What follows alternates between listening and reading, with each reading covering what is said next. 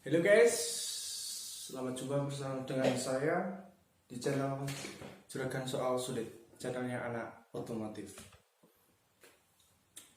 Gimana kabarnya guys? Semoga sehat selalu dan bahagia dalam menghadapi pandemi wabah COVID-19 ini.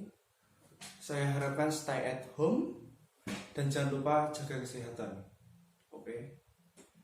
Untuk teman-temanku seperjuangan yang akhir-akhir ini dikejar oleh deadline tugas, tetap semangat. Cara wong Jawane alon-alon penting kelakon. Yang penting jadi gitu aja dah tugas itu. Oke, siap. Oke, hari ini kita seru-seruan aja sambil belajar tentang otomotif. Kita akan membahas sepeda motor gahar keluaran dari negara Jepang, yaitu Kawasaki Ninja H2 Carbon. Kita akan bahas spesifikasinya. Spesifikasinya dikit aja, yang kita fokuskan yaitu teknologi yang dipakai pada sepeda motor pabrikan Kawasaki tersebut. Ikuti seksama. Jika lo mau beli, bisa dipertimbangkan. Wah, jangan lupa subscribe, dan jika Anda suka silahkan like.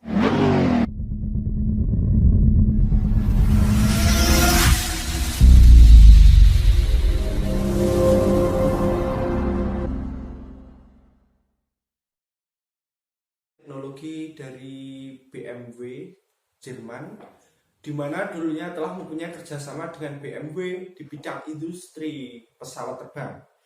Tahun 1954, Kawasaki Motorcycle memproduksi motor utuh dengan nama Meihatsu. Pada saat yang bersama, Kawasaki juga memproduksi skuter, namun mereka sadar bahwa tidak berat untuk bersaing dengan giant industri skuter saat itu, Fuji Rabbit dan Mitsubishi Silver Wagon. Sejarah Kawasaki motor sendiri tidak bisa dipisahkan dengan Meguro Motorcycle. Meguro ini di Jepang dikenal sebagai senior dibandingkan Honda, Yamaha, dan Suzuki, dan dianggap sebagai King of four stroke kalau nggak salah. Meguro memasuki industri motor Jepang di tahun 1937 dan mempunyai hubungan yang baik dengan pemerintah dan menerima order yang banyak, terutama untuk kebutuhan militer.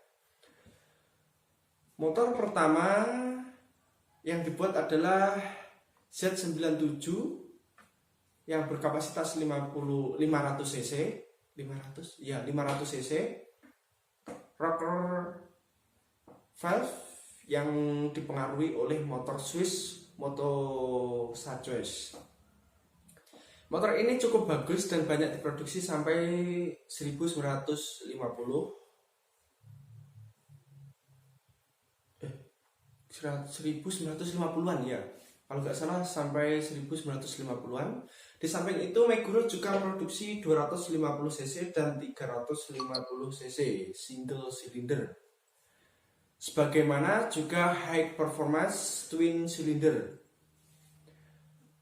Twin cylinder 650 cc dan 500 cc pun dibuat oleh Meguro dan pantaslah dianggap sebagai senior. Karena di tahun segi itu sudah berat-berat bikinannya ya. Sudah sampai 650 cc, 500 cc, dan menggunakan twin cylinder juga.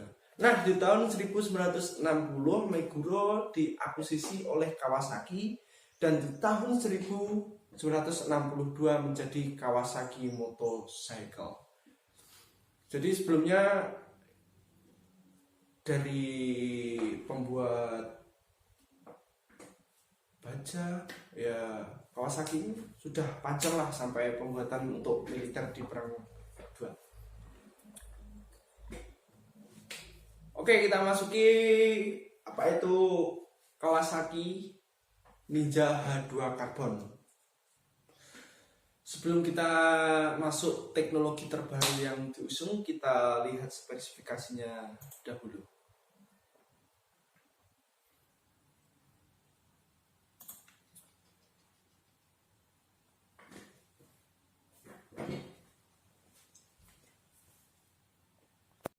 Oke, kita akan bahas spesifikasi,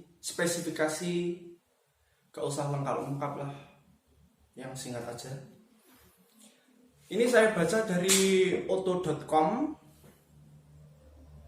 Nah, untuk ban dan pelek ya, ukuran velg belakang R17, ban depan 120/70 R17.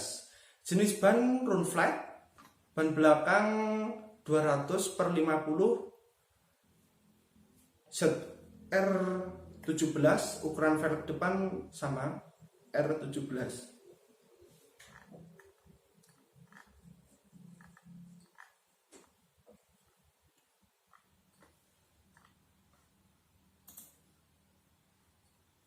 Nah, untuk suspensi belakang menggunakan Union Track, suspensi depan menggunakan inverted fork. Nah, untuk mesinnya yaitu berkapasitas 998 cc, tenaga maksimal 212,28 horsepower, pipa knalpot dual exhaust, sistem pendingin yaitu menggunakan pendingin cairan atau pendingin air, jenis penggerak yaitu chain drive, jumlah langkah 4 stroke.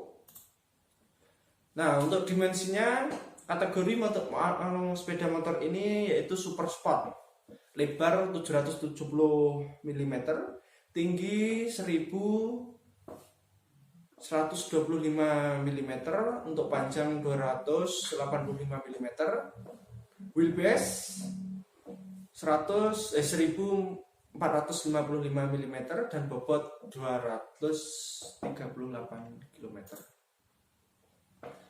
Nah, untuk sistem pembakaran yaitu menggunakan digital, opsi start menggunakan listrik, jenis bahan bakar bensin, dan sistem bahan bakarnya sudah full injection.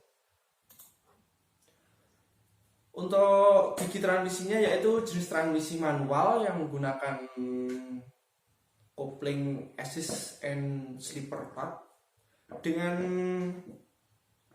gearbox 6 kecepatan.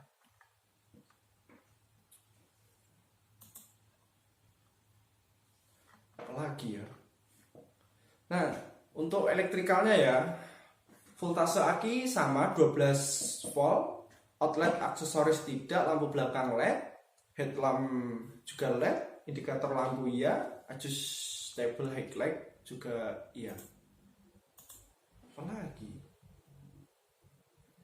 Nah, untuk joknya ya, yaitu single seat. Untuk keselamatan dan keamanannya, fitur keselamatan dan keamanannya yaitu dimmer switch, menggunakan wheel lock depan belakang tidak, penutup lubang kunci juga tidak, wall control tidak, light guard juga tidak, sandaran kursi menggunakan.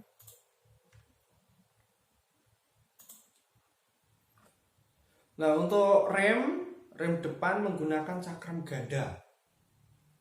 Wow. Dan untuk rem belakang menggunakan disc juga sama cakram. Nah, untuk harganya cukup mahal. Harga OTR Kawasaki Ninja H2 Carbon mulai dari 820 juta. 820 juta. Para Ninja Carbon hadir dengan mesin petrol 998 cc. Oke, setelah kita membahas spesifikasinya secara singkat tadi, kita bahas tentang teknologi yang diusungnya. Sepeda motor ini sangatlah mewah dan kesan spotnya terlihat garang sekali. Sepeda motor ini mengusung banyak teknologi terbaru seperti menggunakan Ohlin Electric Steering Damper, rem ABS, KCMF, KTRC, KIBS, KLMC, dan menggunakan assist and slipper clutch yang minggu lalu sudah saya bahas. Oke, kita bahas satu persatu. Yang pertama yaitu Ohlin Electric Steering Damper. Dijelaskan Aco Patauri selaku marketing dari Ohlin Indonesia, steering damper berfungsi memberi kestabilan lebih saat motor melaju pada kecepatan tinggi, terutama pada saat tikungan. Fungsinya untuk memberikan kestabilan motor ketika melewati tikungan dengan kecepatan tinggi, seperti misalnya pada motor GP, ketika melewati tikungan, ban depan pasti sedikit mengangkat gitu dan bergesekan. Nah, pada saat itulah steering damper bekerja agar pengendalian motor tidak terlalu liar. Jadi saat ban depan ngangkat itu kan kalau kita biasanya, kalau kita sih nggak sampai gitu ya. Itu biasanya digunakan pada motor GP lah. Saat ngangkat digerakkan itu bisa fatal kalau tidak ada kalau tidak ada steering damper tersebut. Nah, beberapa waktu lalu steering damper ini digunakan pada Kawasaki Ninja H2 Carbon untuk mempermudah saat berbelok sehingga mudah dikendalikan, mengingat motor ini kelas motor gede. Nah, untuk selanjutnya yaitu menggunakan rem ABS. Pastinya sudah tahu ya, banyak motor-motor sekarang yang menggunakan rem ABS. Apa itu rem ABS? Ya, rem ABS merupakan teknologi yang dibuat untuk safety riding. Rem ABS atau yang disebut juga dengan anti-lock braking system adalah sebuah sistem rem yang ada di motor agar tidak terjadi penguncian roda saat pengendara mengerem mendadak gitu. Sebelum ada di motor, sistem ini sudah ada terlebih dahulu di pesawat terbang. Seperti yang kita tahu, banyak para pengendara yang kadang melakukan rem mendadak, dan tentunya itu membahayakan bagi si pengendara itu. Pada Kawasaki Ninja H2 Carbon, ABS banyak berperan pada safety riding. Jadi saat kita mengerem mendadak, biasanya kan ban akan selip. Lah, sistem ABS inilah yang mengatur agar tidak slip. Bagaimana itu bisa terjadi? Karena pada rem itu akan dilepaskan, pistonnya akan remnya digembos lah secara umumnya gitu. Oke, untuk yang ketiga yaitu KCMF atau Kawasaki Cornering Management Function.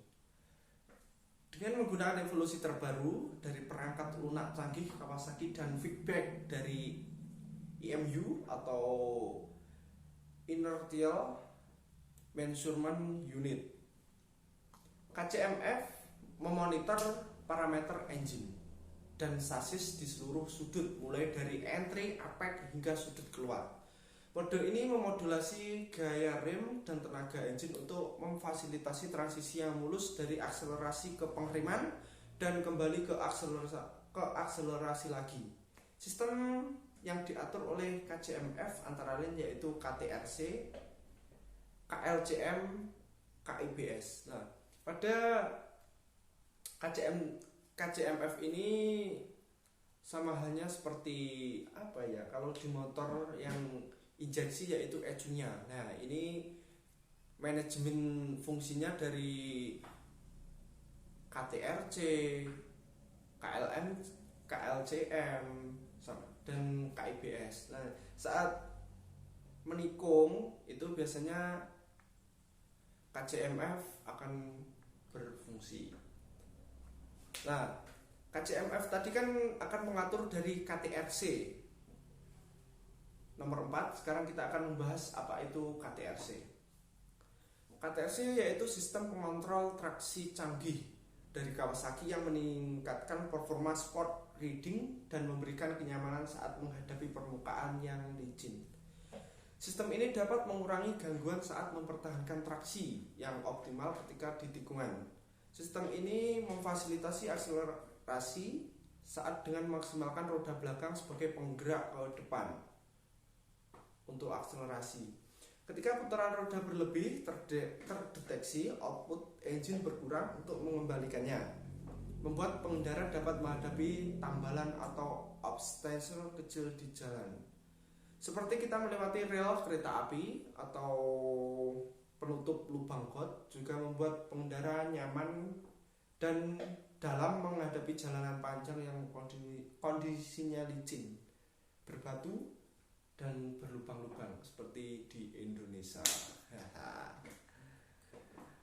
Oke, yang kelima yaitu Kawasaki Engine Brake Control. Sistem ini sangat, menurut saya sangatlah bagus ya digunakan pada sepeda motor.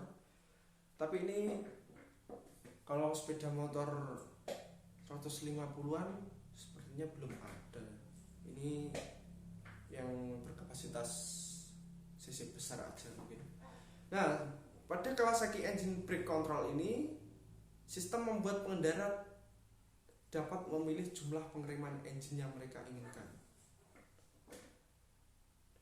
Saat sistem ini diaktifkan, efek pengereman engine berkurang sehingga mengurangi gangguan saat berkendara di lintasan. Oke. Nah, jadi engine brake ini bisa dikontrol sehingga sangatlah enak ya kalau engine brake bisa dikontrol. Itu baguslah pada Kawasaki Ninja ini. Oke, yang keenam yaitu KLMC atau mode kontrol peluncur Kawasaki. Nah, ini dirancang untuk membantu pengendara dengan mengoptimalkan elektronik, mengoptimalkan akselerasi dari motor berhenti. KLMF secara elektronik mengelola output engine untuk meminimalkan putaran roda saat bergerak dengan tuas kopling masuk di sistem diaktifkan.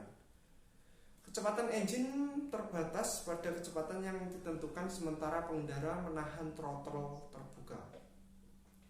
Setelah pengendara melepas tuas kopling, kecepatan engine diperbolehkan meningkatkan, tetapi tenaga setelah diatur agar roda tetap di jalan tidak naik. Sistem akan mati secara otomatis begitu kecepatan awal sudah tercapai atau saat pengendara pindah di gigi ketiga. Nah, untuk KLMC ini sangatlah juga menurut saya sungguh canggih ya. Jadi motor itu gak bisa ngangkat terlalu tinggi. Jadi saat ada apa ya, akselerasi yang kuat, ini akan engine akan gimana ya, seperti ada brake-nya gitu, sehingga ban depan tidak akan mengangkat, sehingga ya aman lah, juga kecepatan juga bisa akan bagus. Nah, sistem ini akan mati begitu kecepatan awal sudah mencapai atau saat pengendara pindah ke gigi 3. Jadi saat gigi ke-3 itu akan sistem ini akan mati. Kan biasanya setelah 3-4 itu jarang bisa mengangkat atau kalau enggak begitu keras.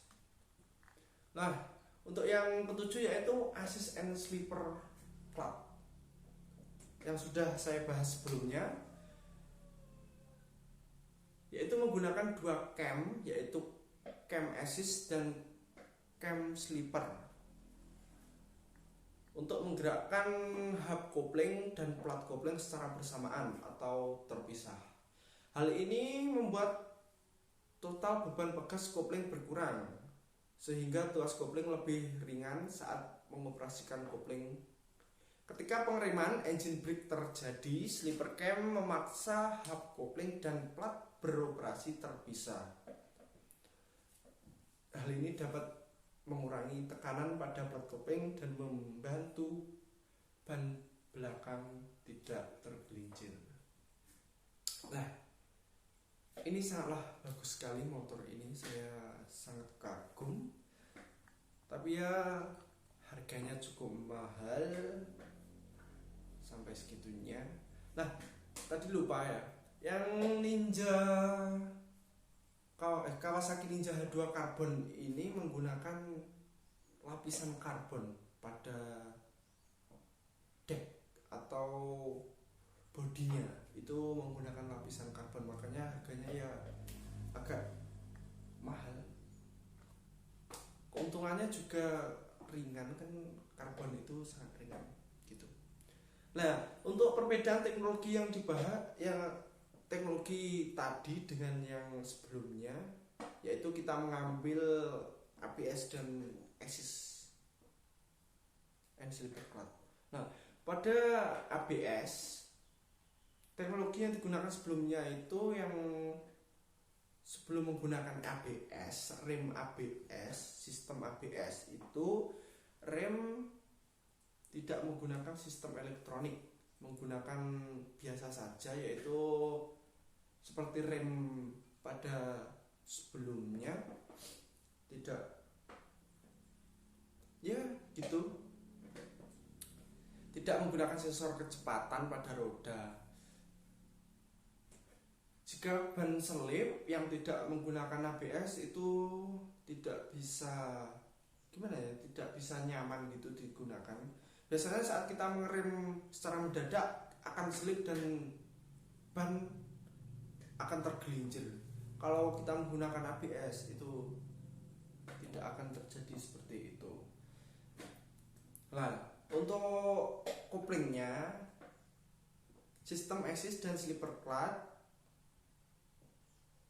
menggunakan tambahan assist cam dan slipper cam. Sedangkan pada kopling sebelumnya belum menggunakan itu. Jadi pada motor ini sangatlah canggih sekali, sudah menggunakan banyak teknologi elektronik. Gimana guys, tertarik untuk membeli? Menurut saya motor ini dengan harga yang tinggi juga mumpuni spesifikasi dan teknologi terbaru yang dipakainya. Menurut Anda bagaimana? Tulis di komentar ya di bawah. Sekian dulu, saya Indra Priyamyanda, pamit undur diri. Bye bye.